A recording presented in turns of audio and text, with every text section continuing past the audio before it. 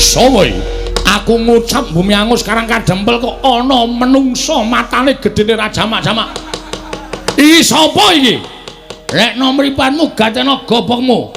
Putrane Ndara Werkura Dara Raden Antasena. Gondene cuweke cengele. Nilai sedela. Moh. Alah, moh.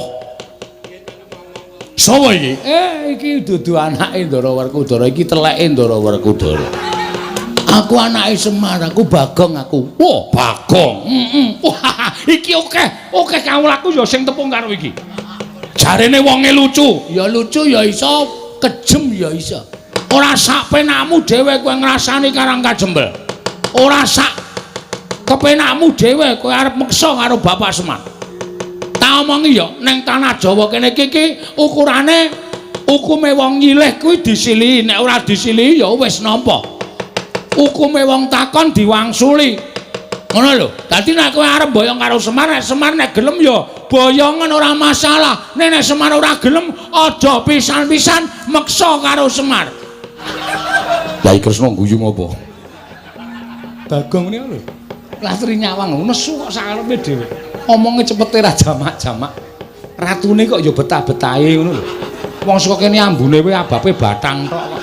Kok ya ratune iki tanpa lunga. Arane karo bawenan. Arwani karo ponokawan Bagong. Terus aku dianggep mung wong kere, mung wong kawula mung ngabdi terus ndase nggo keplak-keplakan apa piye? Anggepe kok dume awake gedhe. Coba padha karo aku tantang mentah-mentah.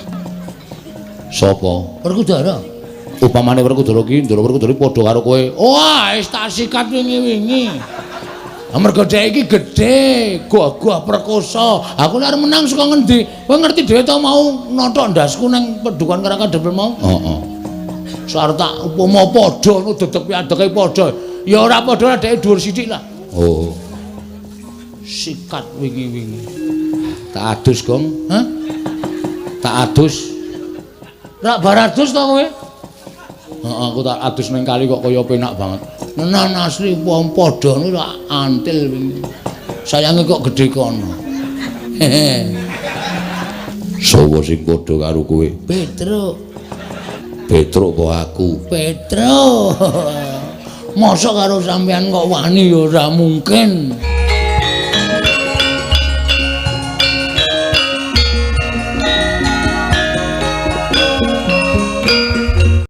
Al-Fatihah Kujuk Kiseno Nugroho. Bismillah.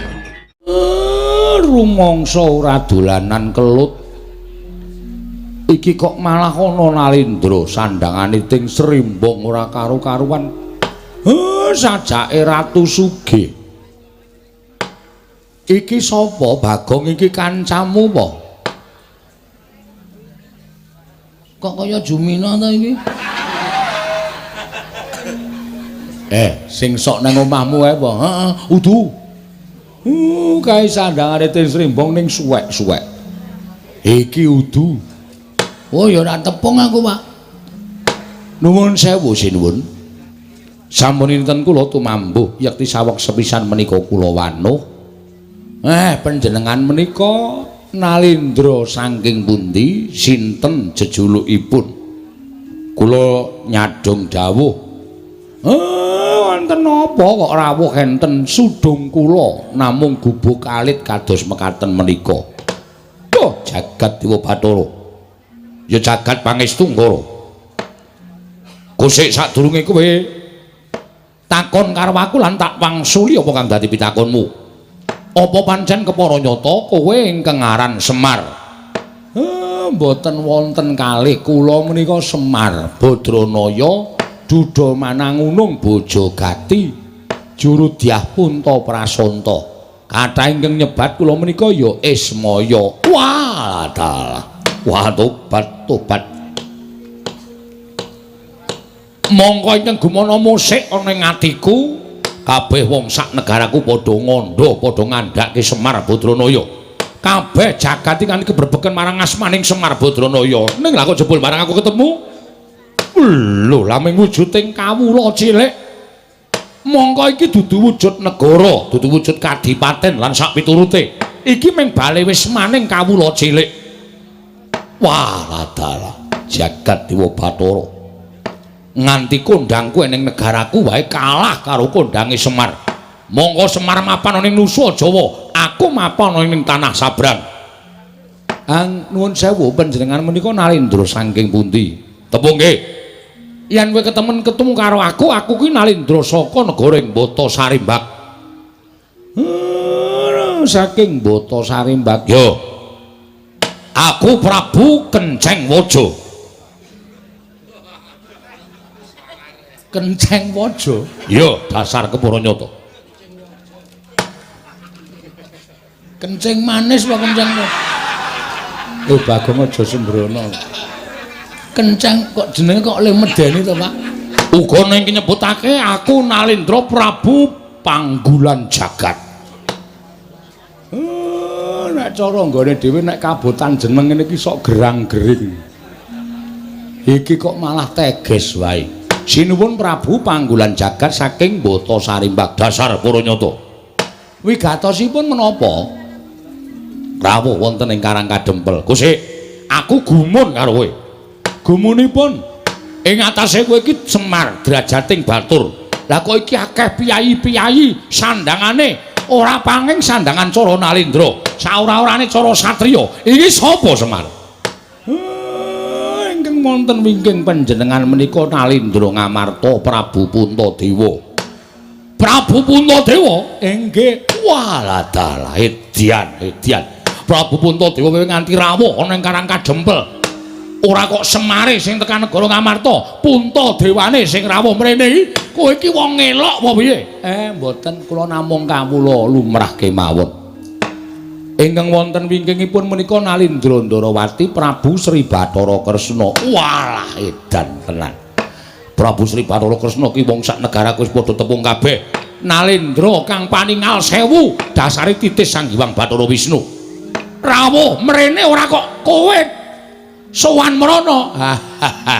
Niku pun biasa. Edan kekuwatan apa lho? Lah ming rupane kaya ngono kok ratu-ratu do tekan kene. Ingkang wingking menika Prabu Baladewa. Prabu Baladewa, ratu saka negari Mandura. Walah dalek. Lah iku sing dhuwur demat yo. Niki Ndara kula Ndara Werkudara. Sapa? Ndara Werkudara. Ndara Werkudara.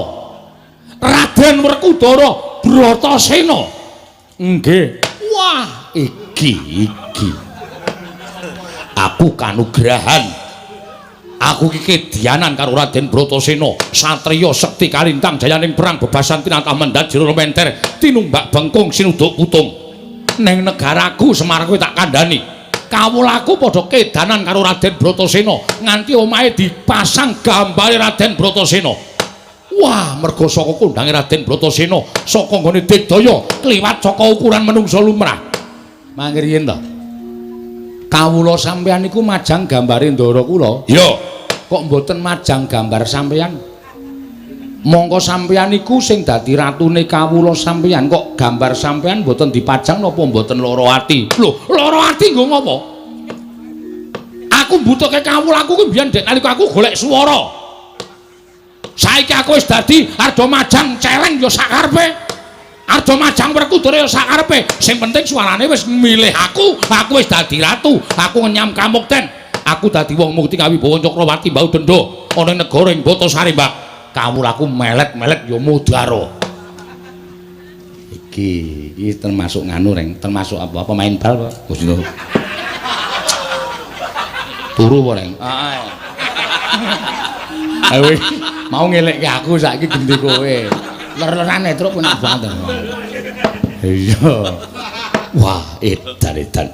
Yo Semar, aku ngakoni yen to kowe iki wong kondhang. Aku ngakoni yen kowe iki wong pinter. Ora aneh mula sangganing para satriya-satriya, pepethinganing para satriya, mustikaning satriya padha sumuyut nungkul marang Semar Badranaya. Biya. Ha nggih, sakniki kula tak nyuwun prisa. Sinuwun Prabu sinten wau? Kenceng Waja. Ya Prabu Panggulan Jagat. Nggih Prabu Panggulan Jagat menika rawuh mriki badhe menapa? Semar. Wonten dawuh Aku kuwi sedih. Aku kuwi dadi nalindra ning negaraku, dina samengko negaraku kuwi lagi ketaman pagebluk. Negaraku akeh dikeman welaking Jawata. Kawulaku padha kasangsaya uripe ora kepenak. Tetanduran ora ana ingkang tukul. Lemah-lemah padha garing megingking. Mula ora aneh yen to negaraku ketaman pagebluk akeh para kawula kekurangan sandang pangan bekasan landang lara, sore lara esuk mati, esuk lara sore ketiwasan. Wis akeh yang padha tekaning pati blasah kaya babatan pacing. Mongko aku dadi nalindraning para kawulaku. Aja nganti aku dirasani dening para kawulaku, mula aku mbudidaya ngupaya srana supaya negaraku entuk tamba bisa uncat saka pakebluk ing tumama. Nggih. Aku nglakoni tapa brata. Tapa brata nglakoni sare narite sesemek ron raja mola bebantal bata sarimbak. Aku entuk sasmitaning dewa. Sasmitaning dewa ingkang tak tampa, negaraku bisa waluya nirmala temajati jati tengah mulya. Yen ta ora mung telung kedheping netra ditunggoni dening Semar Badranaya. Mula sowan kono ngersaning Semar iki kowe gelem, kowe tak boyong ning negaraku ra ketang mung sedina sewengi kowe nginepa ning negaraku dadi srana waluyaning praja negaraku. Mbata Sarimbak ya prajaku. Mar yen kowe kepengin njaluk pitukon apa, kowe tak boyong ning negaraku sedina wae. Kowe njaluk dibayar apa tak bayar? Pirang miliar, pirang triliun tak bayar kenceng, ora-orane nek tak cicil. Tak bayar. Apa kowe njaluk omah? Kowe budal ning negaraku, omahmu iki tak bongkar, tak bangun. Sak kedheping netra kowe wis duwe kraton ing magrong-magrong. Apa kowe njaluk sandangan sing apik? Ya. Jarikmu wis ora wangun dienggo. Ganti jarik sing prada emas.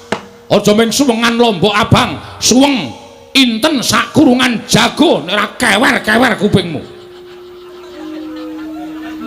Ning tak sembadani. Nggih. Apa kowe njaluk kalung kesehatan? Mesti bakal tak paringi supaya uripmu tambah dawa, watuk-watuk ilang, sesek ora bakal tumama, panu kadas kurap ilang kabeh. Kita iki ratu bekas bakul obat kita iki.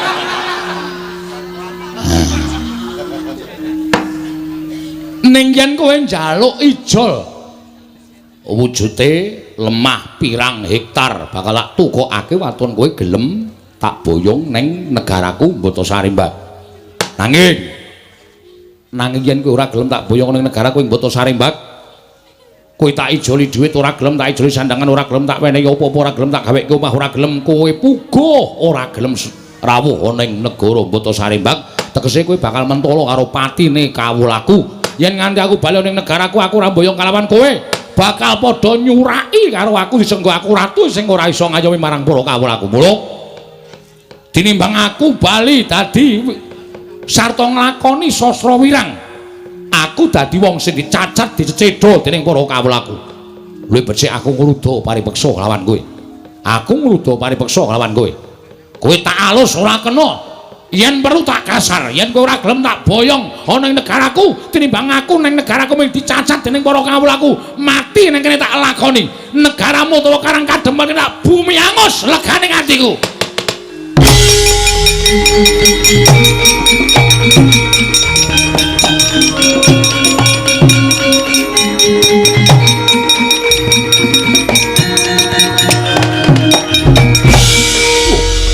Sowoy, aku ngucap bumi angus Karang Kadempel kok ana menungso matane gedene rajamak-jamak.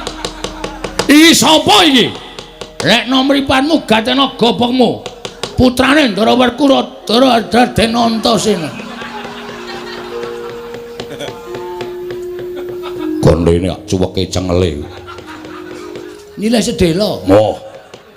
Alah, moh. Sapa iki? Iki dudu anake Ndara Werkudara, iki teleke Ndara Werkudara.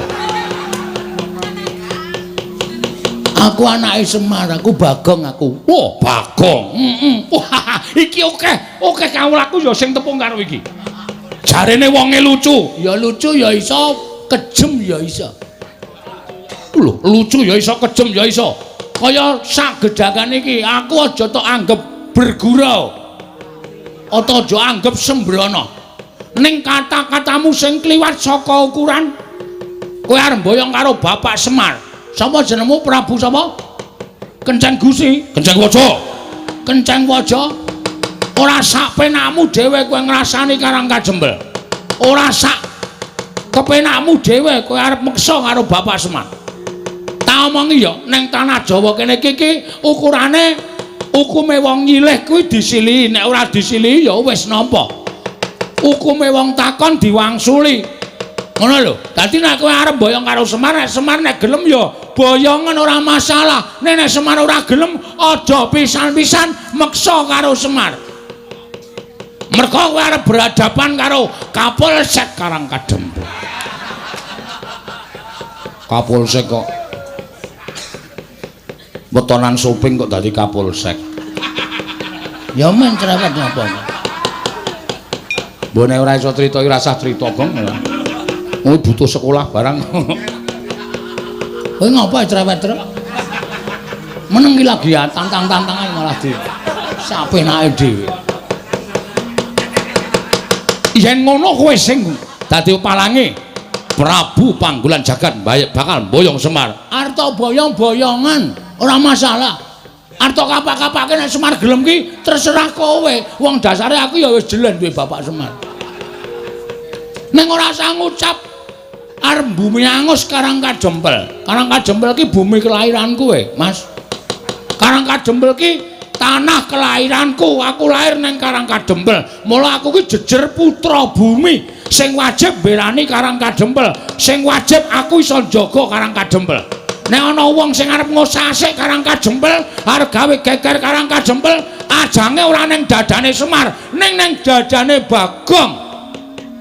Wah, jenenge Bagong. Waduh. Aku mas ngaku Antasena. Bagong ya Antasena. Ngopo to? Mbah ya santai ora. Wah, Antasena dapure kaya dingklik. Rupa kok kaya dingklik ya, Tru. Bola-bali dilingguhi. Nek ora masalah, aku tetep gelem kaya dingklik. Tenan, aku nek arep dilingguhi mangap aku. Ha iya.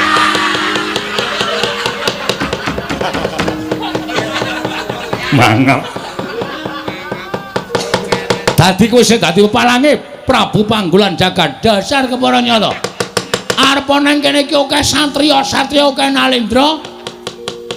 Neng kowe rasa kuwatir, kowe adepane karo aku. Aku nek diwangi para Nalendra aku ora gelem. Katentreman, kabagian, kanikmatan ning kawula Karang Kajembel do mapan ning Karang Kajembel kanthi tentrem kuwi nang pundhake Panakawan Bagong.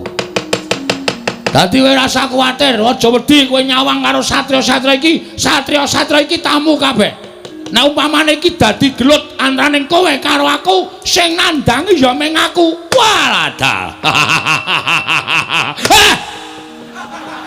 Cengengesan. Kandhane malah mangan apa gumoh-gumoh. Lho, aku ki guyu ora gumoh. Ayo, kowe rasa kokean gunung tanpa guna. Nek kowe arep gawe geger Karang Kajembel, Bagong sing ora trima. Weh, ladal. Yen ngono kowe wani karo aku, sing tak wedeni apamu? Wah, yen ngono nang endi papane wong neter kanthi dayan.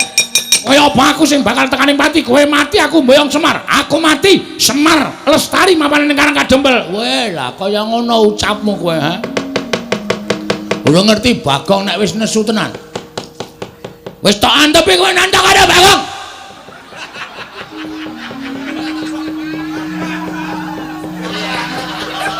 Lah Kresna guyu ngopo? Bagong niku lho. Latri nyawang nesu kok sakarepe dhewe. Omonge cepete ra jamak-jamak. Ratune kok ya betah-betahe ngono lho. Wong saka kene ambune kowe abape bathang tok kok. Kok ya ratune iki tanpa lunga. Warane karo bangunan. Arwani karo Panakawan Bagong. Aku wis ngentekke raja kaya kowe iki 6 akhir-akhir iki. Hah? Modar kabeh mungsuh Bagong. Dadi nek kowe arep kurang ajar karo Bagong, oh, ketiban sikile Ndara Werkudara ora mati derajat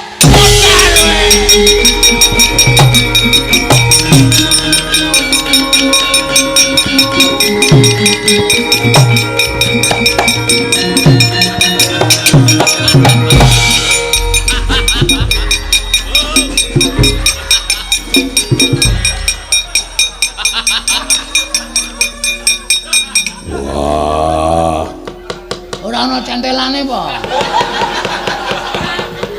ora ana iki ora tak gawe ning tenanan lho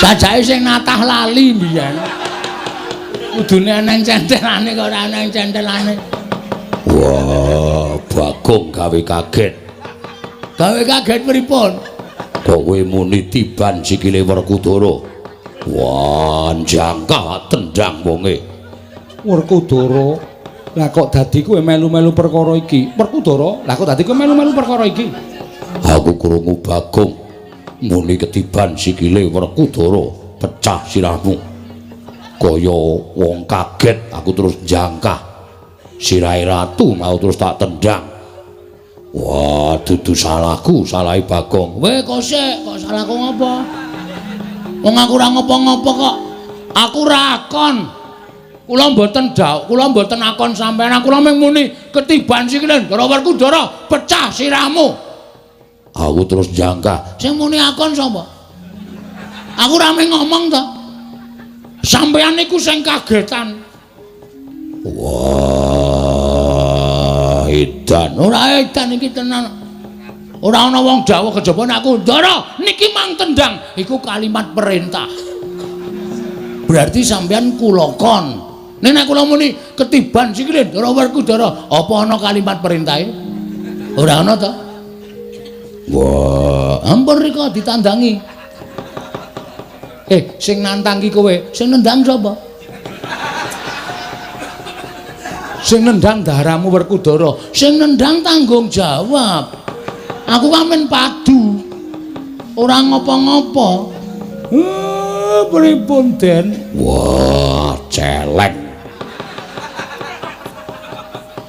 kapusan karo Bagong lah wong niku kudu nganggo pikiran kudu nganggo niku lek medantang sing apik ora iso ben nang kene wae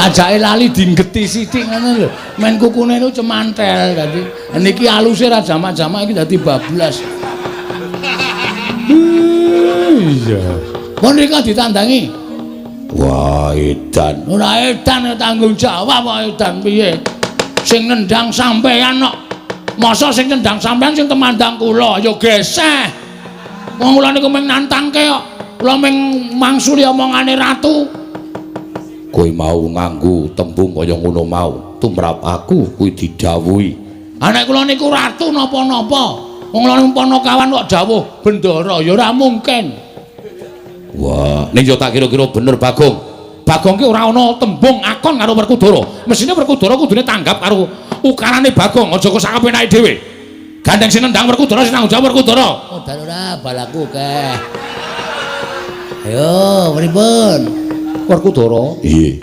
Bagong bener kok lah wong nyatane Bagong mau muni Bagong ketiban sikile Werkudara lho kuwi ora ana ukara dawuh to ora ana ukara nyuwun tulung ora ana ukara sing Bagong kuwi akon karo Werkudara ya mung kowe iki sing lagi kaget wah leran bocah nular kok reng mau aku kowe terus saiki Ndara Werkudara nggih terus Ndara Janaka oh Bagong Petruk edan ora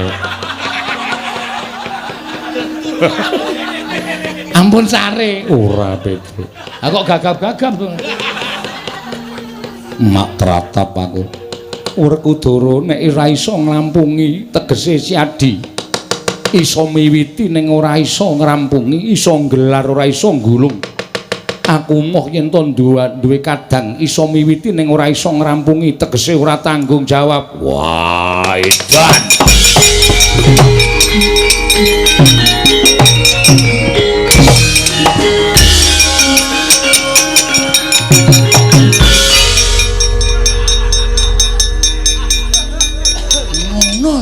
karepe. Mengar lungae kok ngantel ndas. Wer, Gong. Nek krungu lho. Ora ngajar ora penyakit ora tututane to. Aja rasa. Aku padake cajire iye. Dianggep aku wong lho wedi karo Ndara Werkudara. Tuwa-tuwa Bagong, ame mlayu kok ngantel sirah. Iki perkarane ratu ora karo Werkudara. Ning saiki diganti Werkudara karo Bagong. Gong, ora saidan kok. Ora tututi. Gong ora saidan, ora sah. Gong ora sah. Merasa di ngono ora sah to. Sabar. Karo Bendoro kok semen ana. Semen to, Tru? Mangkel aku. Gugu karepe dhewe. Aja tak pisah, lara dikeplan Ndara Werkudara. Ha kowe ya gawe masalah. Oh, gawe masalah apa? Aku ya Tru. Ben ora. Kowe ora tok penging. Mbok doyak kono rawani. Ora wani kok dadak. Ha mau tak tutupi iki ya ming kanggo akting kaya mudhara kono ora. Bagong mesti ora pisan ora pindho mesti gawe rame. Ora ana aku ditakoke. Aku ki gawe rame ki gawe seneng kok, Pak. Mong gawe seneng atine wong ki ngibadah. Ha iya. Bener. Sinuwun. Kula wis matur to. Gegayuwane wis arep lakon, pacobane ya cemepak. Iya, Kyai Semar. Sak banjure kula nyuwun Ndara Baladewa, sinuwun Ndarawati, kula aturi ngawat-awati tindahipun Ndara Werkudara. Mergi saking paningal kula niki godha niku mboten baen-baen. Iya, Kyai Semar. Yen to ngono aku nyuwun pamit metu njaba. Iya, Semar aku njaluk pamit metu njaba. Aku ya tak metu njaba wae, Pak. Iya. Kancane saiki do metu njaba. Iya. Ndara Janaka nyuwun tulung nggih dipun tentremaken nggih, Ndara. Iya, Ponokawan Bagong. Reng ayo reng manunggal sayuk rukun gotong royong jaga perdamaian Karang Kadempel. Aja nganti klebon menungsa kaya Prabu Kenceng Waja karo ya Prabu Panggulan Jagat mau. Ya karo calo karo Petruk barang iki ya, Tru. Ayo. Ndak engko dukani bapak. Ndara Puntadewa monggo kula dherekaken manjing sak lebeting Bali Wisma. Dipun icipi napa sing pun dimasake kalih kanastren. Iya Kyai Semar. Ngestoke dawuh sawontenipun lho Ndara. Daharanipun boten kados teng kraton. Iya Kyai Semar ora dadi ngopo. Bagong tilik ana mbokmu wis rampung urung tak kembul dahar karo ndaraku. Siap. Wis Pak. Syukur. Jangan lombok. Tempe. Ora ana iwak-iwak apa to apa. Ana siji pupu tak icipin tak Pak. Akeh iki nggo aku lentuk gendurenan wingi sore. Tak nget. Wis ana-anane karo krupuke mlempem dicokot wani. Iya. Wis ora apa-apa. Monggo Den. Sami mlempak wonten ing sudung kula sarwi sesanti kamulyanipun mugi tansah manggya yuwana. Iya Kyai Semar. Wonten dawuh sinuwun. Nawi sangganing para wadyabala. Kewareng ingkang ngabdi pun tumenggung Prawara Kendra Cemadung dawuh. Nggih, nadyan kula tumenggung salukat katun Barat Cemadung dawuh Dewaji. Saperangan wadyabala saka ing Bata Sarimbak dina samangka jondhok kendhani kono dantanang Malkepara Kencana. Merga nggonku bakal mboyong Semar ana ing Mepalangi. Lho, sinten ingkang patuna palangi paduka Gusti kula ingkang sinuwun. Ora ana kejaba mung atmajaning Kru Semar Badranaya. Ingkang wani sekecap boten sekecap mangsuli kelawan Nalindra Ratu Gustimu Prabu Panggulan Jagat. Sajaipun sampun suwuk nyawanipun. Atmajanipun Kru Semar Driwantun lan panjenenganipun Gusti kula ingkang sinuwun. Mula kula jombok kendhane dandan Kepara Kencana dina samengko ketapna para wadyabala. Gawenan bumi angus Karang Kadempel niki lajeng pangkatipun abdi benjang menapa ora ketang sambung obor colok lintang mangkato dina iki nuwun ngestaken dawuh.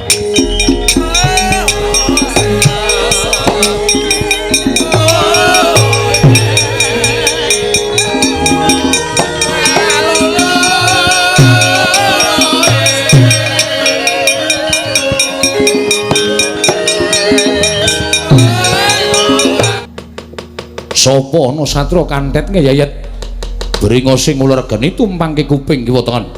Aja mati tanpa aran. Iki Wadyabala. Andaning Prabu Panggolan jagat dasar para nyata.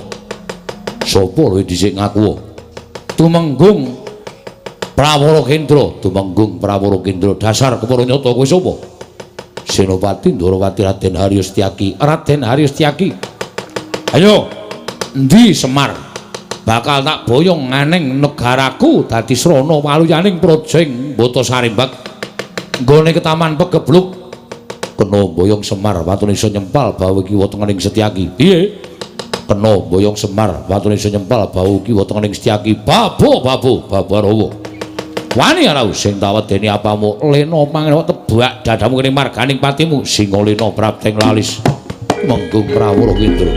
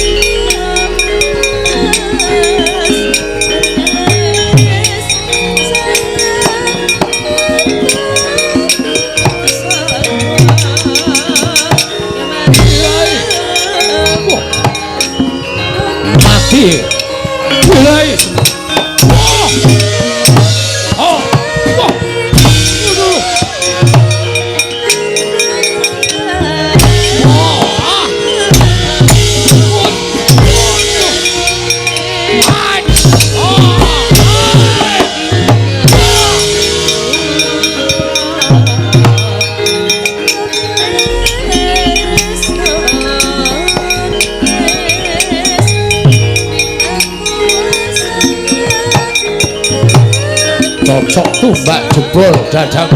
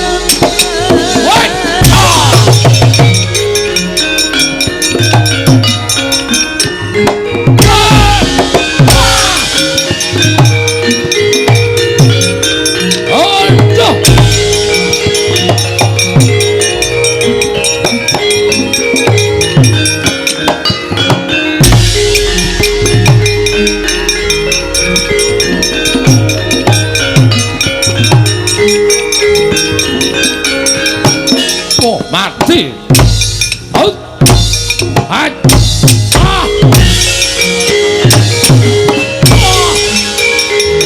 Aduh.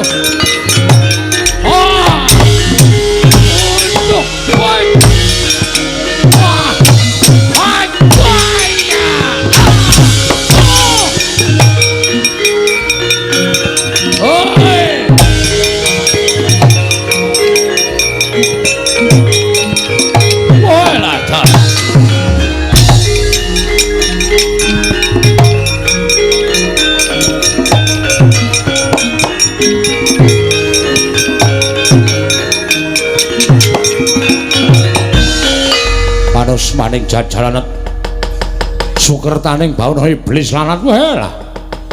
Lah kok dadi bubar mawut prajuritku ora iso dikukup. Mungsu wong karang kadempel mongko mung kawulalit. Ning pancen diwangi karo satriya sing dimong karo Semar Badranaya. Apa mbok anggap aku wong loro saudon telu saurupan? Iki Prabu Panggulan Jagat, ayo aja maju, mboko siji maju bareng mara leganing atiku.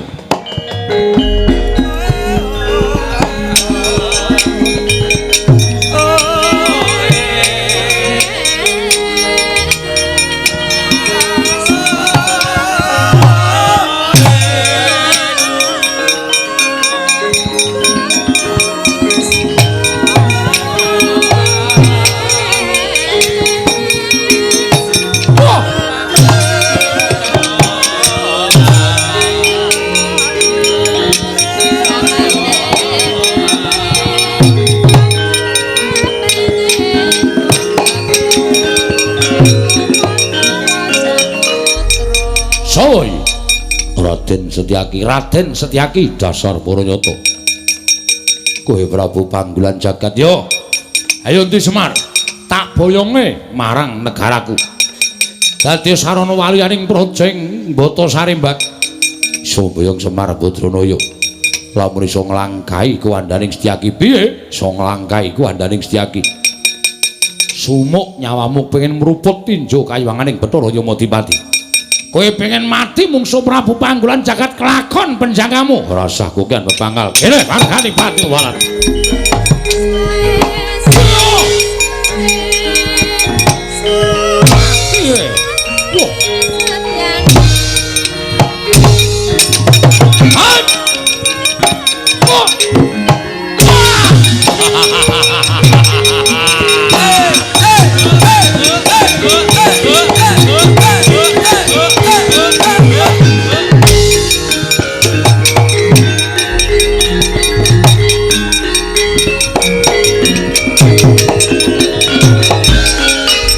Sambat ora bakal iso nglawat cokot kupingmu sirna margolaya apa mbok anggap wong loro saudon telu surwan. Ayo iki Prabu Panggulan Jagat nalendra negaraku tanpa tanding ming diapurmu iku arep menang karo aku sing entuk gaman apa?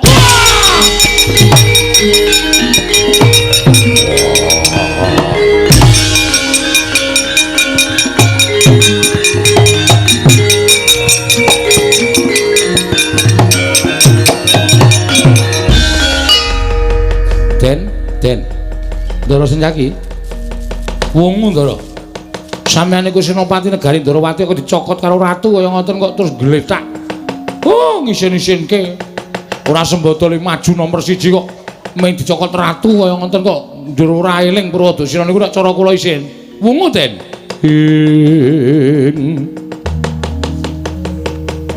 Setyaki tinunun gadanira wirang tumandang Setyaniku garwanira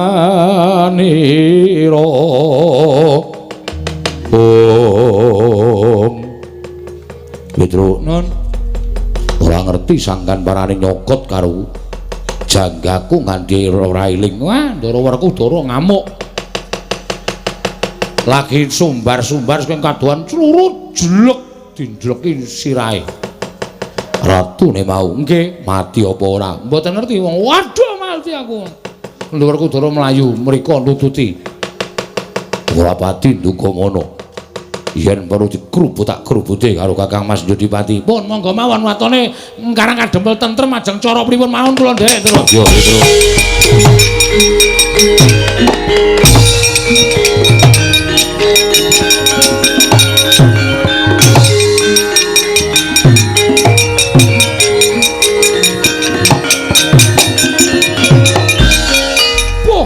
Raden Werkudara. Sing mau tak takokke karo Semar Badranaya, dasar para nyata. Prabu Panggulan Jagat. Piye? Kowe ora usah dadak melu-melu perkara iki. Ayo semingkira. Kowe aja bakal boyong karo Semar. Semar wis kandha ora bakal sagu mbok boyong marang negaramu. Kowe semingkira. Piye? Semingkir. Semingkir? Yo. Aku gelem semingkir. Watone Sambaya karo Semar Badranaya. Sapa sing ngalang-alangi sedyaning Prabu Panggulan Jagat aja kok jamak lumrahing menungso. Dewa mudhun wae aku ora bakal mundur secangkang.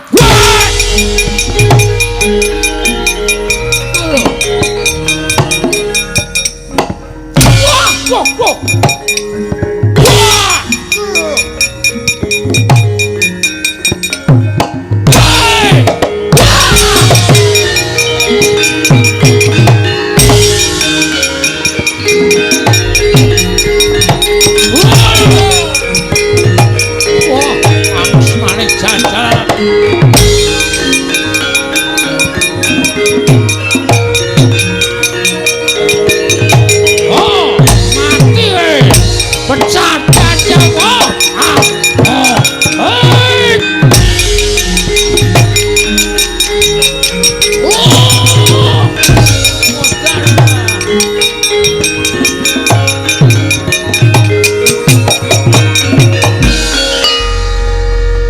Apake Gong, tak mod ndase. Ratu kok ngragas. Sapa-sapa dicokot, sapa-sapa dicokot. Ndara Werkudara dikapake. Aku weruh, Tru. Heeh. Ngantem Ndara Werkudara ora apa-apa kok ndrumak cekel nggon gulu.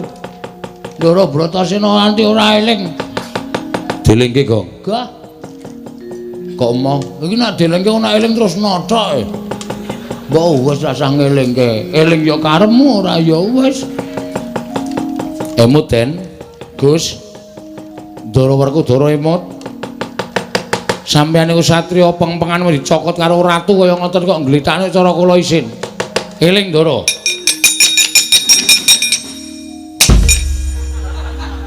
Kok kowe? Bener Bagong. Bagaimana? Heeh. Ngaku wis apal. Wong perang ki malah dielingke kaget terus sing ning ngarepe kowe terus brek ngono lho. Heeh. Aku wis apal aku. Ha iya. Aku mulane ra seneng karo Ndara Werkudara. Sithik-sithik ngampleng, sithik-sithik ngampleng. Apa dhek iki terus wong top ngono apa piye? Terus aku dianggep mung wong kere, mung wong kawula mung ngabdi terus ndase nggo keplak-keplakan apa piye? Anggepe kok dume awake gedhe. Coba padha karo aku tantang mentah-mentah. Sapa? Werkudara. Upamane Werkudara ki, Ndara Werkudara padha karo kowe. Wah, wis tak sikat wingi-wingi. Amarga dhek iki gedhe, gagah perkosa. Aku nek menang saka ngendi? Kowe ngerti dhewe ta mau nothok ndasku ning Padukan Karangkandel mau? Heeh. Sarta upama padha ngono dedeg piadeke padha. Ya ora padha dhek dhuwur sithik lah. Oh. Sikat wingi-wingi. Tak adus, Gong. Hah? Tak adus. Rak bar adus ta kowe? Heeh, aku tak adus ning kali kok kaya penak banget. Nenan asli wong padha niku tak antil wingi. Sayange kok gedhe kono.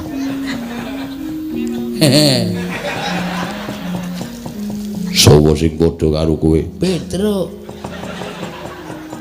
Petruk kok aku? Petruk. Mosok karo sampean kok wani ya ora mungkin. Wah, aku wis mau nang kene. Wis krungu kabeh. Wo. Ha. Iya. Iya, dirampungke saiki apa piye? Tak rampungke dhewe mawon. Pun mboten sadewangi pun bejo cilaka bungaswa tak rampungane dhewe. Wah, Panakawan edan. Karo Bendara arep wani. Sampeyan ya plak-plak kok kali kula. Sampeyan ora plak-plak tak lamun kula ngrasani elek. Mula sosok niku ora sok dasdes-dasdes. Sirah disembah anak bojone nang omahe nang ngene nggo keplak-keplakan. Tuwa kula karo sampeyan. Yo sak kepenake dhewe ora. Nek kuwalat piye? Aku ngerti cilikamu ning kowe ora ngerti cilik aku.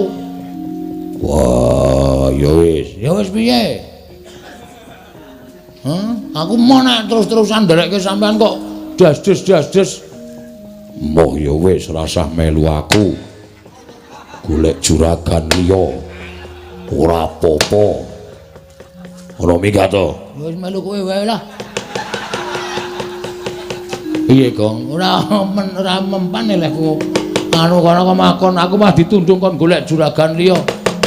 Wah, Prabu Panggulan Jagat aja nyokot karo Werkudara. Ayo adu tangkeping bojo antahan bau.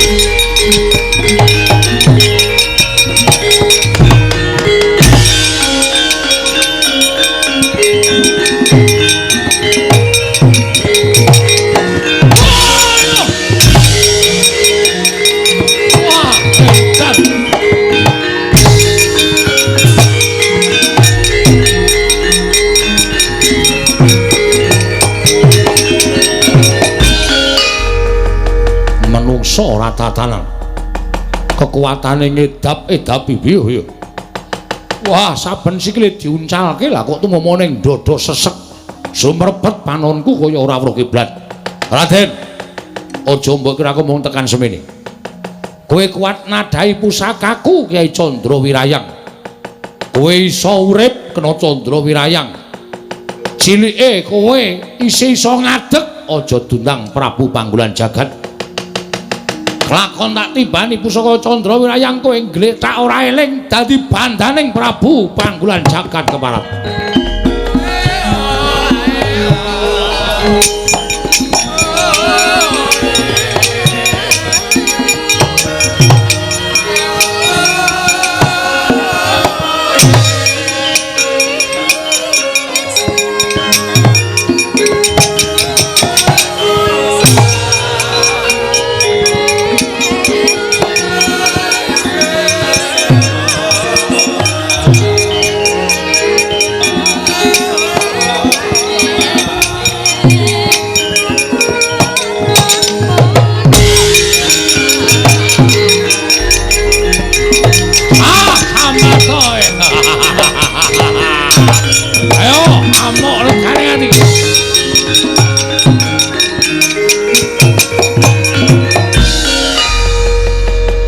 Pusakaku kelumpruk tanpa daya. Nadyan ora tekaning pati nanging kowe ora duwe kekuatan pepes bayu kang tapis Werkudara. Prajurit. Bondo tangane krincung sikile leboke pakun jalan si Werkudara. Iya,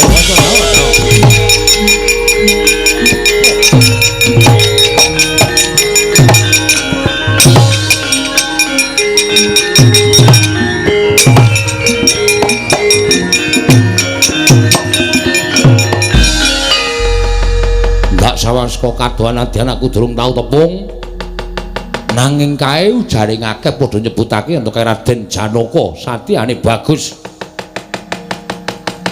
Gaya Teja pengawak tirta pamlujenar kaya kencana sinanglik kowe arep mbelani karo dulurmu tuwa tiban pusakaku nyusul karo kadangmu Jodipati Wal.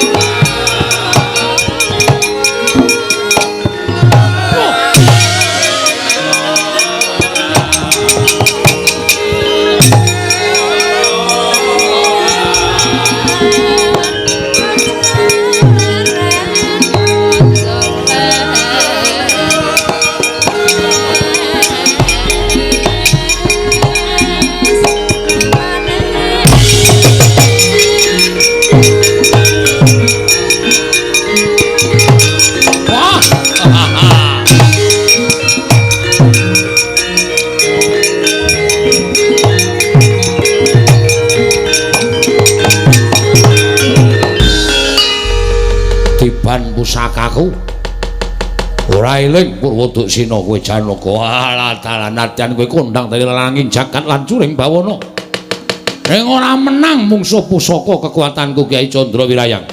Prajurit iki leboke pakunjaran dadekke siji karo kadang itu.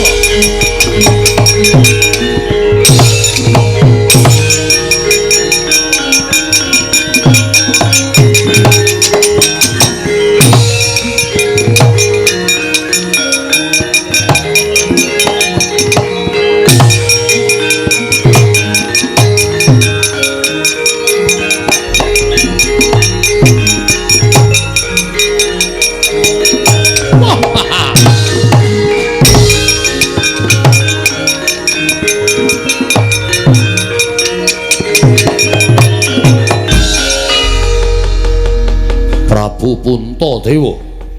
Inggih sinuwun. Sewu-sewu kalepatanipun ingkang abdi tadhah wadana. Ngantos kula wantun merpeki dhateng jengandika Gusti kula ingkang sinuwun ing Pambata Sarimbak. Sinuwun Prabu Panggulan Jagat. Krana kula sampun nyumurupi bilih kadang kula kekalih Werkudara lan Janaka. Sami kapuping Rana Madyalaga kawon tanding kaliyan jengandika Gusti kula Sanata. Mila menawi kula ngantos kecalan kadang kula kekalih menika paribasanipun sarah mungguing lautan wastra lungset wonten ing sampiran. Sampun boten wonten ginanipun menapa-menapa. Mila dinten sakmangke menawi kadang kula kekalih menika boten kawaluyakaken tuwin boten kawangsulaken dhateng ingkang rayi abdipun Puntadewa. Pengajaping manah kula boten nedya gesang nanging malah nedya sumusul dhateng kadang kula kekalih sinuwun. Dalah bagus. Yen ngono kowe banget tresna karo adimu Sakulon Werkudara Putri Janaka ing pun tak rangket. Ingin padha tak bondo, tangane tak krincung sikile wis ora iso glawat. Babar pisan monggo kula aturi bondo ingkang abdipun Puntadewa. Katunggalna kaliyan para Pandhawa sanesipun lajeng sakmangke ginanipun menapa menawi kula gesang menika namung ijen datan para wak. Mboten wonten sederek miwah mboten wonten kadang. Kula ingkang saking menika kula pasrah bongkokan dhateng paduka Gusti kula ingkang Sun Prabu Panggulan Jagat. Prajurit! Bondo lebake pakunjaran Puntadewa.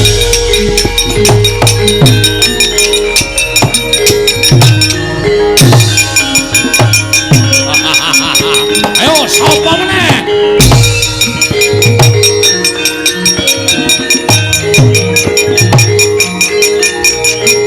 Wis yo.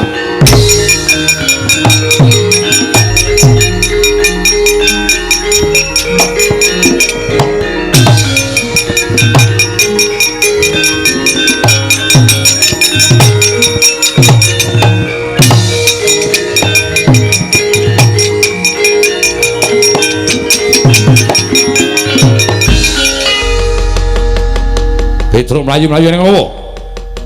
Matur Ndara Baladewa sewu lepat diagung mangaksami ngeten. Yo, ning ngopo? Piye kabare peperangan jroning Karangka Dempel?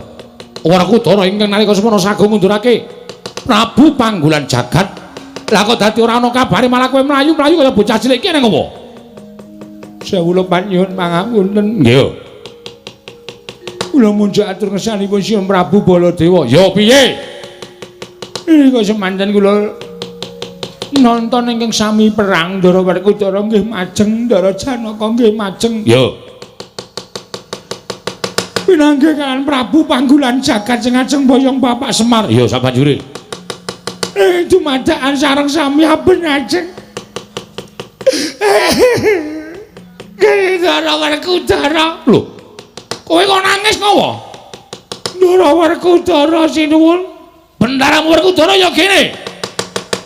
Ndara Werkudara kenging painah. Painah iki sapa? Apa, Gong? Painah ora. Sing apik to. Hah? Panah. Kenging panah. Ndara Werkudara nglumpluk tanpa daya. Lajeng Ndara Janaka nggih majeng. Ndara Janaka ya nglumpruk tanpa daya. Lajeng Ndara Puntadewa ya maju. Ndara Puntadewa ya nglumpruk tanpa daya. 3 telas. Teluntek piye? Telung piring entek. Gong ora sembrono ah. Gong ora sembrono to, pancal raimu. Ya wis. Terus. Ndara Punta Dewa Ndara Werkudara Ndara Janaka kepikut musuh. Ae iblis lanat. Gugu karepe dhewe Petrus Wingkra ratune tak golekane tak ajare legane ati.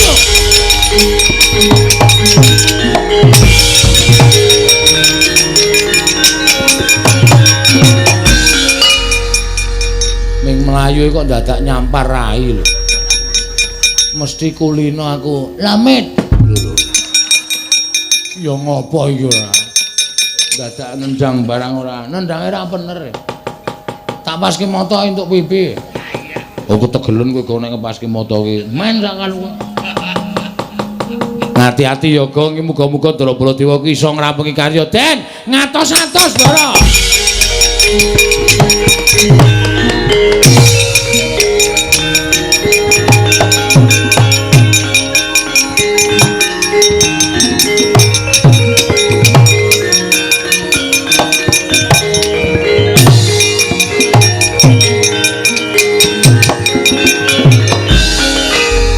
Narendra Mandura Prabu Baladewa, aku ora butuh Baladewa. Aku ora butuhake Ratu Mandura. Ning kowe arep nggilani karo dulur-dulurmu sing wis tak rangket. Baladewa. Kowe arep mbelani karo Werkudara Janaka karo Puntadewa, tiban pusakaku ora tak gawe tekaning pati. Ning tak gawe kewirangan nggonmu. Urip ana ing alam padang saka panguwasaning Kyai Candrawirayang Baladewa.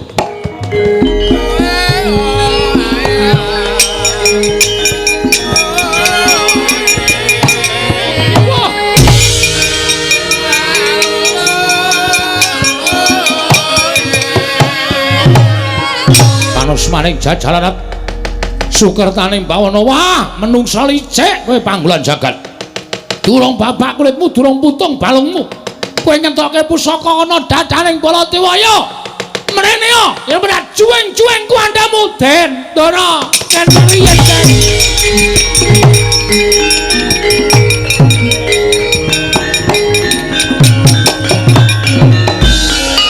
Petro ngopo Petro Petro ngopo sampean kok mboten krasa sampean le tumbas jaket teng pundi jaket dengkulmu mlocot iki aku arep nesu nggih ning sabar iki mengko sampean ngerti niku mesti sok kucinge sapa ya Tru kucinge sapa dengkulmu mlocot ora apik iki anggoda anggora ngarani anggora kok anggoda iki munyuk kok. Sing riwu-riwu lho. Ha iya kae anggora. Oh gedhe tenan iki jumbo iki. Kowe ngerti ora Gong iso apa Gong? Mbah. Den, piye? Ngerti ra? Lho. Kok iso ngono-ngono? Aku dhewe ya ora ngerti. Ming Prabu Panggolan Jagat kok ngeculke selang biru. Panah, selang. Ha iki apa kaya ngene? Selang biru macrep ngono. Ndara Baladewa ku iso wujud kaya ngene. Dikandhani ah. Mesake nang ngono kuwi, Den. Kowe nggo pengilon ora le? Nggawa. Pengilon ngotan bunder kae lho cilik. Kok nggo kaya ngono tok ngapake? Tak taleni ning sandal e. Oh. Ning ana wong wedok tak ngekeki sore nang. Nggo nginjen ya. Aku mbiyen senengane ngono kuwi to. Kelingan jaman semono. Tau konangan dikeprok buku aku. Wong edan kok kowe senengane ora. Den. Sampeyan mang ningali suku panjenengan to? Apa ora krasa wujude? Lho iki waduh mati aku kowe. Ayo Petro mati aku.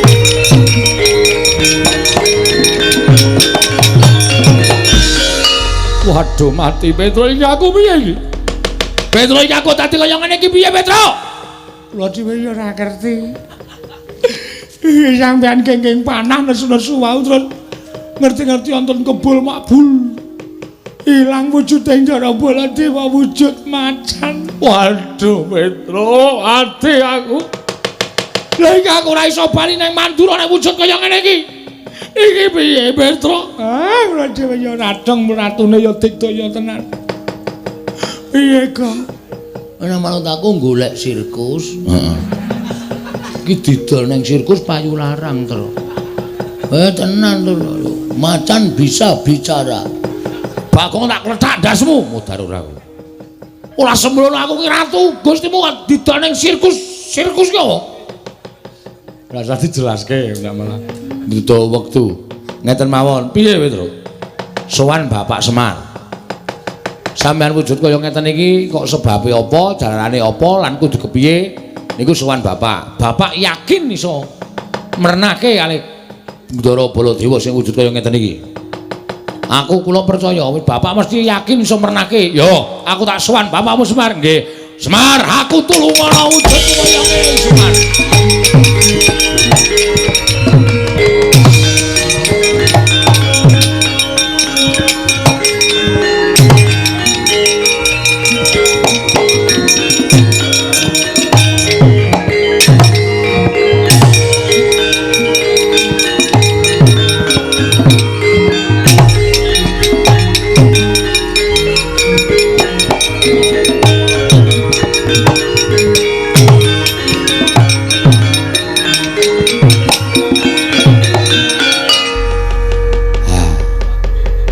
Petro iki sapa Petro? Niki sinten napa Ndara Baladewa, Pak. Ndaramu Baladewa? Nggih. Lah kena ngapa? Kula ngetutke kena panah terus dumadakan wuran wujud dadi Sardula kaya ngeten niki. Blegegek sadulita mel Semar mati aku.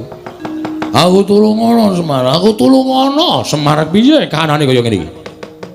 Nggih. Nuwun sewu, niku sampean ora luput ora kleru ning pancen niyate diwirang-wirangke karo Panggulan Jagat. Pusakane Panggulan Jagat pancen digdaya.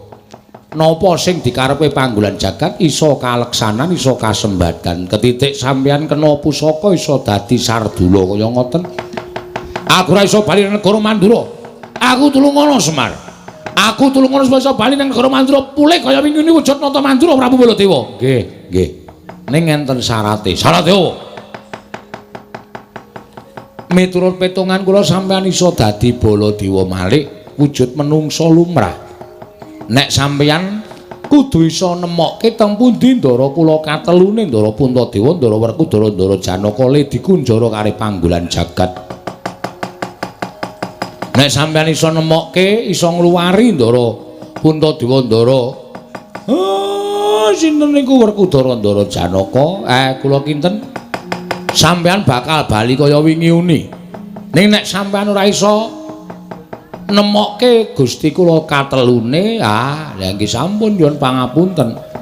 Kula ora iso pripun-pripun sampeyan tetep wujud kaya ngeten selawase. Aduh, mati aku Petro piye? Anggen niku kudu dileksanani, goleki mawon. Mula sampeyan mang lunga saking mriki mang goleki teng pundi durunge Ndara Puntadewa, Ndara Werkudara, Ndara Janaka le dikunjara. Kula kanteni anak kula Petro nala Garing Bagong. Supaya sampeyan aja nganti dioyak-oyak wong desa, dioyak-oyak para kawula disengguh macan tenanan. Yo. Sago mboten? Yo, aku sago. Nek pun sago, mriko mang mlampah liwat mburi mriki mawon ndak ketemu Panggulan Jagat. Petruk Bagong ndaramu iki tutna. Waduh. Tutke macan, Gong. Ayo wis mudhun derajate.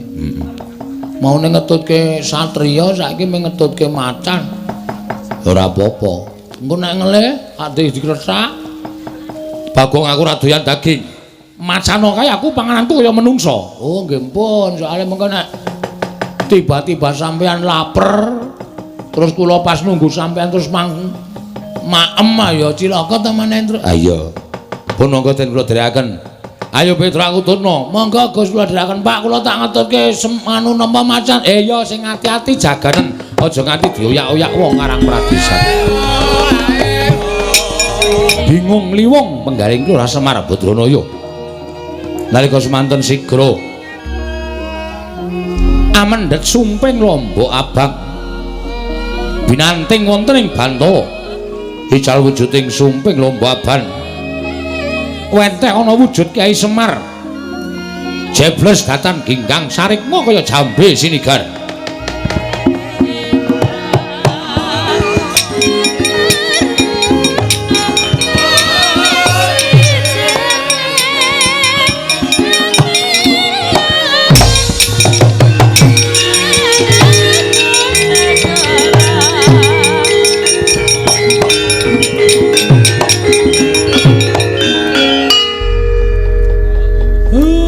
Semar, kowe gaweanku.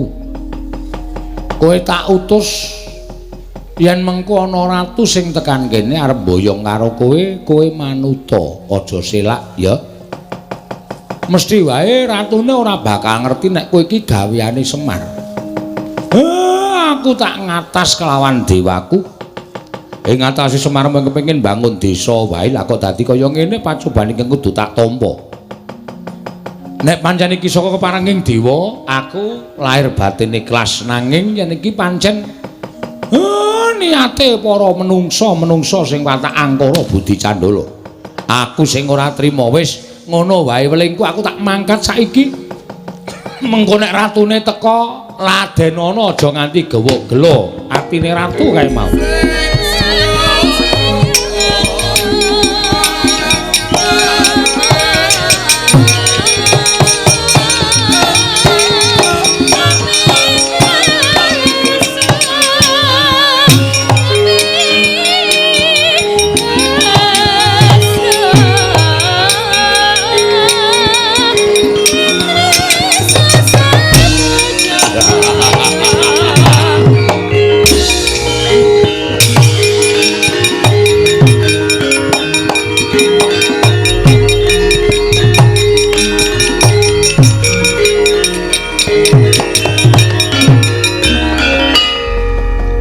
Nadyan kowe dipageri karo menungsa sing padha tresna karo kowe nang nyatane kabeh ora ana ingkang monggo pila mungsuh aku.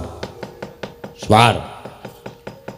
Dina iki kelakon penjangkangmu bakal mboyong karo kowe. Ming dijaluki tulung supaya gawe srana negaraku kilang pagebluk lah kok dadi kowe malah sajake ngewak-ewakake ngias. Ayo kowe saiki ora ana sing bakal menehi pengayoman karo kowe. Kowe gelem ora gelem tak boyong marang negaraku. Semar.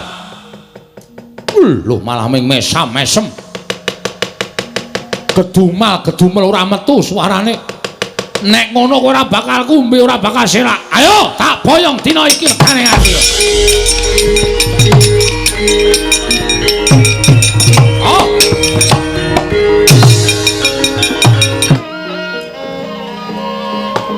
Nolo garing dalem den Petro wonten dawuh Ndara. Ponokawan Bagong wonten timbalan. Wah, rumangsa bingung rasaku. Ndak kira gampang apa ya menyang didununging para Pandhawa ning kepingkut mungsuh.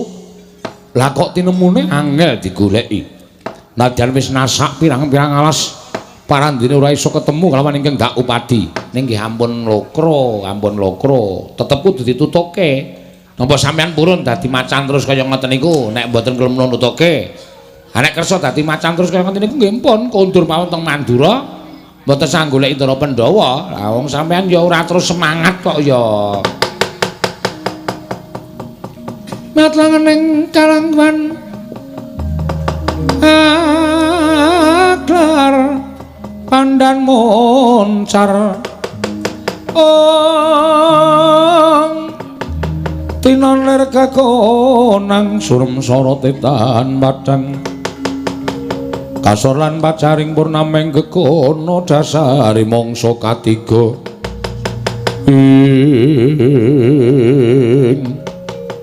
yen to pancen kaya mengkono ayo Nolo Garing Petruk Bagong goleki meneh menyang endi papan jenenge para Pandhawa ngene iki mlebu teng pakunjaran. Monggo Gus kula derekaken monggo Den.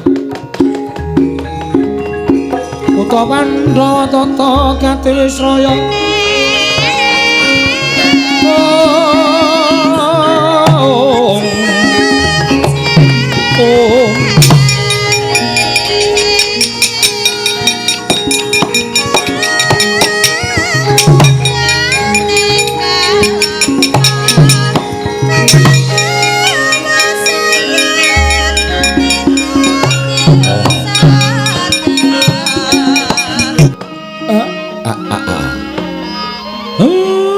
Kulun kula ingkang sowan.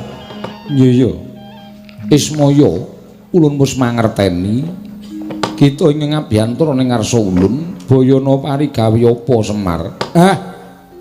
Lha niku namung badhe nanjihaken ing atasipun kula niku mung duwe sedya kepengin bangun desa. Lah kok dadi pacoban sing kula tampa kok malah mboten kanten-kantenan. Mboten namung tumanduk dateng pun Semar nanging ngembet dateng punden kula para Pandhawa. Semar yakti apa ingkang bakal kita leksanani ana ing Karang Kadempel tan bisa pisah kalawan para Pandhawa. Panakawan kuwi tetunggalan kelawan para Pandhawa. Mula kang sangka kuwi Semar Pandhawa kudu wal saka bebaya ya mung kita kelawan Nata Ndrawati ingkang bisa ngrampungi bebaya ing tumanduk marang momongan kita para Pandhawa. Lamun kita bisa ngrampungi pacoban ingkang gawe sengsaraning para Pandhawa lumantar Nalindra Sabrang ingkang sowan ning ngarsa kita nalika ning padukan Karang Kadempel, yen kita bisa mangrurah satru murka wujuding Prabu Panggolan Jagat, yakti kita bakal ngerti sapa ta sejatine ingkang wis wani nggiri-godha nglawan apa kang dadi gegayuhan kita Semar. Gunjang ganjing langit kelap-lapaton lirgin canging risang mawe gandrung. Lah lajeng anggen kula saged ngrampungaken kita aja pisah lawan Nata Ndrawati. Sabab Nata Ndrawati ku jangganing Pandhawa, kita minangka dadi pamomonging Pandhawa. Loro-loro kudu manunggal dadi sawiji. Mara kita enggal mudhuna ning jagat golek ana Nata Ndrawati, sawise iku golek ana para Pandhawa nggone padha dibondo dening menungsa ingkang watak angkara budi candala Kesemar Badranaya. Kula nyuwun pamit Kulun, sing ati-ati aja kaya bocah cilik.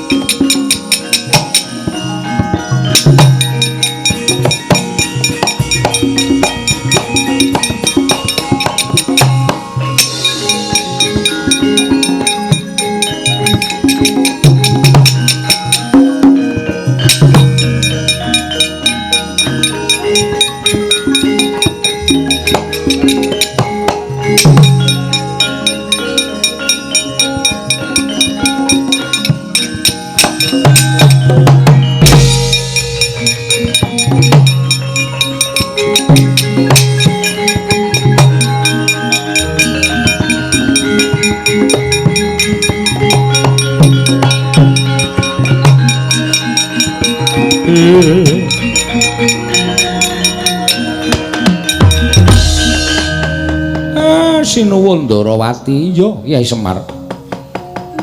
Karang Kadempel geger kok sampeyan mboten ngetok.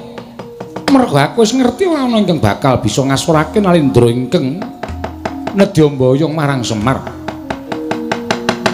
Tinemune bener Koko Prabu wae nganti kepirangan para Pandhawa kepikut. Lah Kakang Semar saka tindak ngendi? Sowan Sangasih Prana. Kula namung badhe kepengin nyuwun keterangan supaya pepadhang tumanduk dhateng Karang Kadempel. Sabanjure panjenengan iki kudu sing ngrampunke sampeyan kalih kula. Monggo para Pandhawa kepikut Kyai Semar. Goleki ampun nganti kelangan Pandhawa Ndara.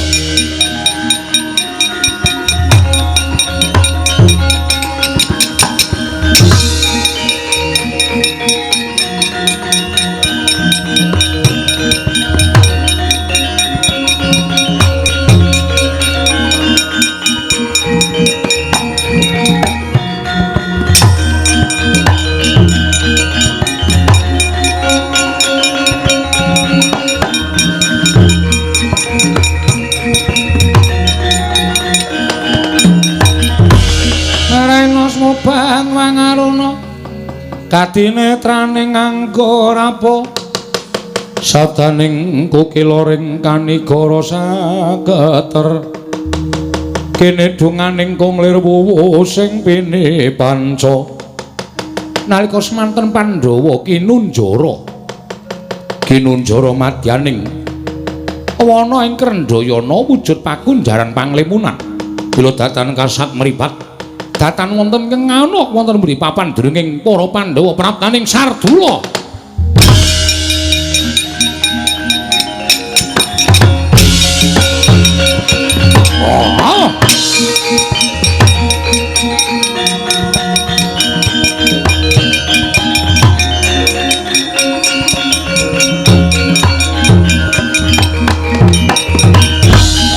Petro wonten dawuh Den dina samengko wis kecandhak menyang endi dununge para Pandhawa sampeyan kok ampun ngawur wong niki alas kaya kenten kok kecandhak pripun yen ditonton nganggo netra waloka pancen wujude alas nanging iki ana wujuding pakunjaran mongko wujuding panglimunan tegese ora kasat mripat mula ora ana ingkang ngerti pakunjaran iki welatan mbok menawa lebete pepundhen Pandhawa sinuwun mbok jajal sampeyan budidaya supaya iso jebol pakunjaran iku jarene bapane sampe iso ngluwari para Pandhawa iso bali kaya wingi Ndara gunjang ganjing langit kelap-lapaton lir kincanging risang mawe gandrung tinebak pakunjaran dening Sang Sardula kedadosan saking Nata Mandura temah jebol punang pakunjaran Nata Mandura ingkang wujud Sardula bali kaya wingi uni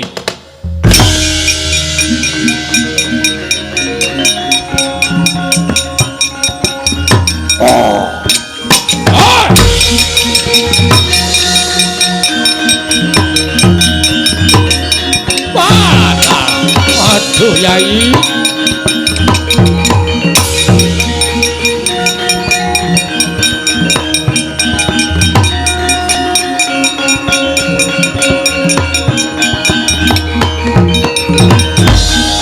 Koko Prabu ngaturaken panuwun dene paduka sampun saged ngluwari dhateng ingkang rayi tuwin kadang-kadang paduka anggen kula anggembudidaya supados saged kaleksanan kula menika ngluwari dhateng para Pandhawa menawi kula mboten saged ngluwari karan para Pandhawa tangeh kula badhe wangsul kados wingi uni wah Baladewa aku ngaturke panuwun ya Werkudara padha-padha Koko Prabu kula ngaturaken panuwun ya Arjuna tiba padha-padha ora apa-apa ya nyatanipun Kakang ya wis iso bali wujud kaya Nata Mandura ingkang sadurunge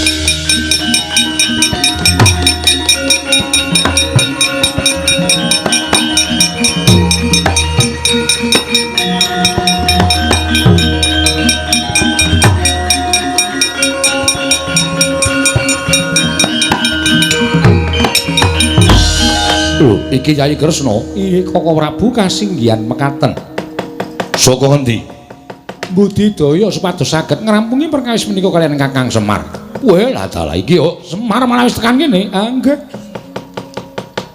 lah kok ora digawa karo ratu sing ngamuk ning Karang Kadempel mau kula budidaya supaya iso aja nganti kepikut dening Nalindra wau sabanjure piye Koko Prabu kula suwun Kyai Prabu Darmaksuma lan Werkudara menapa dene Janaka supados kadherekaken wangsul utawi kondur wonten ing Karang Kadempel lho ora ning Ngamarta ingkang badhe gadah damel menika Kyai Semar lah Siadi bakal tindak menyang endi lan apa ingkang bakal mbok tindakake kula lan Kakang Semar badhe ngupaya Nalindra ingkang sampun damel ribet kawontenan Karang Kadempel oh ngono inggih ya Kyai Prabu wonten dawuh monggo kula dherekaken kundur wonten ing Karang Kadempel monggo Koko Prabu sangan Koko Prabu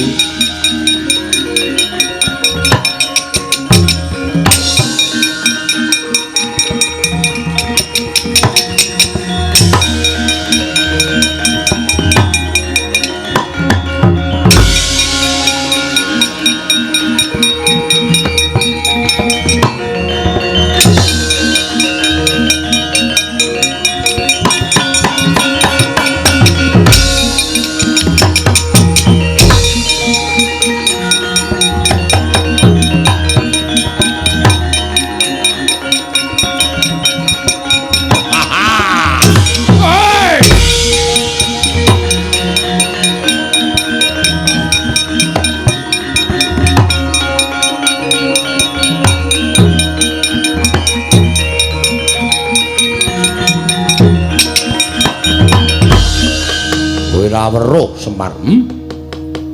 Kondange kuwi wong waskita, kondange kuwi wong awas. Kondange kuwi wong pinter nanging saknyatane jebul bawur paningalmu. Ora tamat kelawan kahanan ingkang saknyatane. Kowe ora ngerti sapa sejatine aku. Nggonku budidaya gawe sirnamu wis tak angkah pirang-pirang abad nanging ora tau kelakon. Dina samengko bakal kelakon penjaga kono bakal nyirnakake marang pamonging wong tanah Jawa. Kowe tekaning pati ora ana ingkang dadi pengayomaning para Pandhawa. Pandhawa wong Sukerta ingkang wis tak kunjara dadi panganing wadya balaku mati dening aku Semar kowe.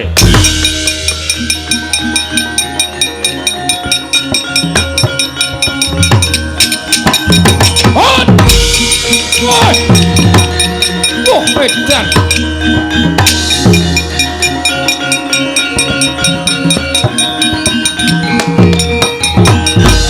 Wah, panus maning jajalan. Lah kok dadi diapusi ya? Semar arep tak pateni wujute sumping lombok abang cetha gaweane. Amuk legane atiku. Ya!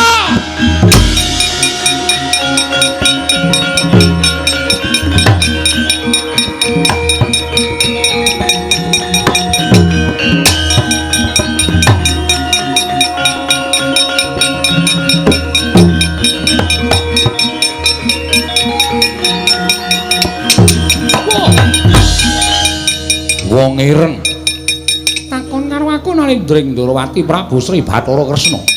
Kowe Prabu Panggulan Jagat yo. Ayo, kowe saiki ngejak apa? Wis entek Senopati karang kadempel. Sing isih ming nata Ndrawati jadajamu barang kowe.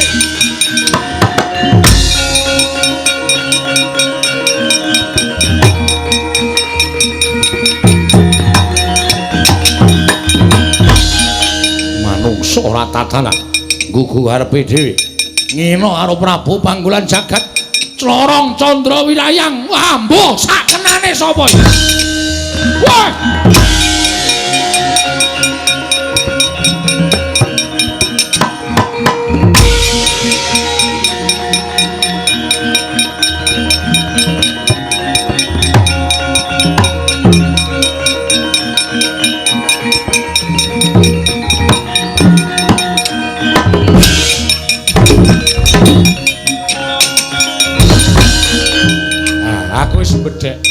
Ana panah kok iso ubah dhewe.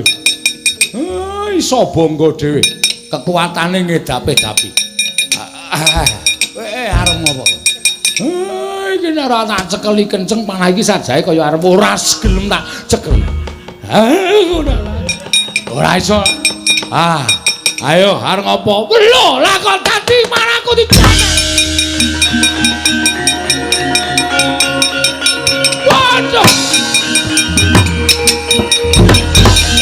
Wah, edan, pusakaku digawa dening Semar. Iki pusakamu to? Yo. Candra Wirayang, nyo tak balekke. Ayo! Waduh! Wah!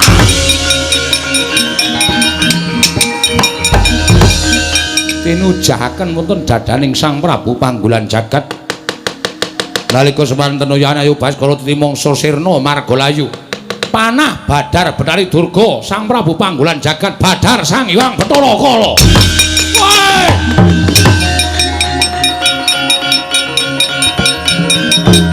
Atobat.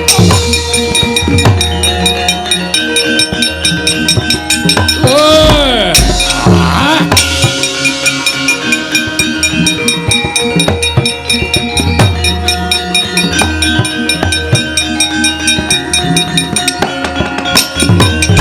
Gunjang ganjing langit kelap-kelap katon lir kincanging risang mawe kantruk. Tobat. Kakang Semar.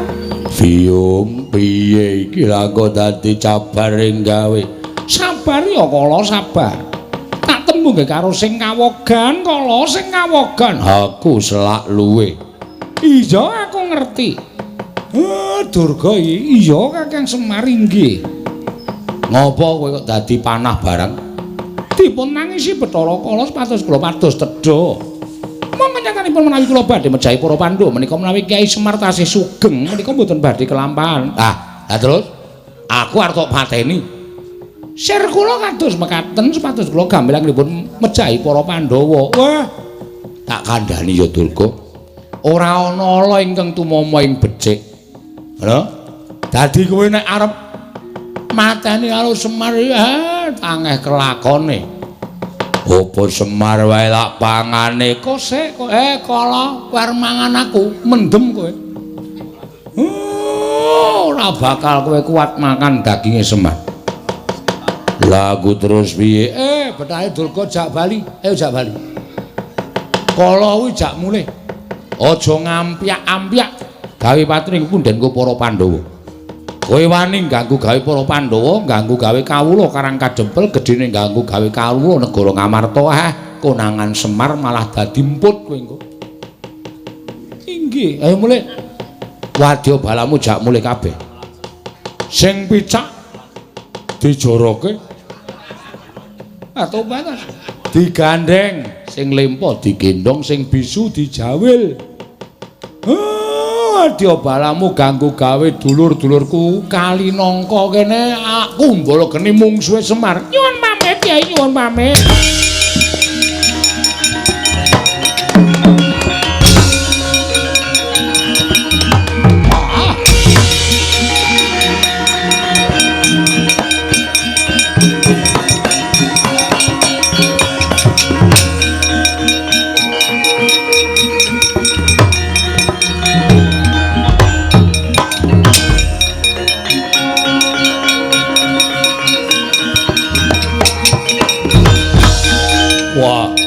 Satriya gagah Barakudara. Kowe sapa? Tumenggung Prawara Kendra. Ratu Gustiku lang tak kedhepake belani aku.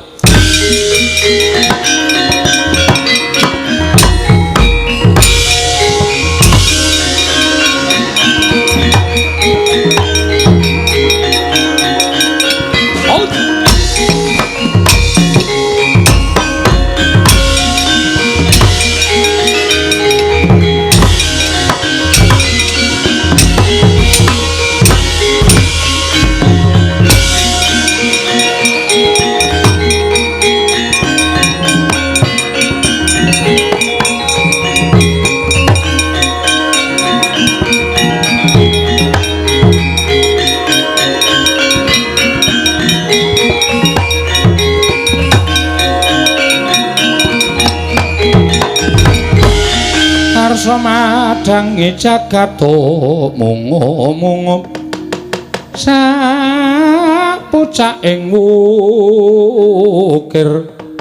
marebak bangsu mirat keneng soroting surya mega lan gunung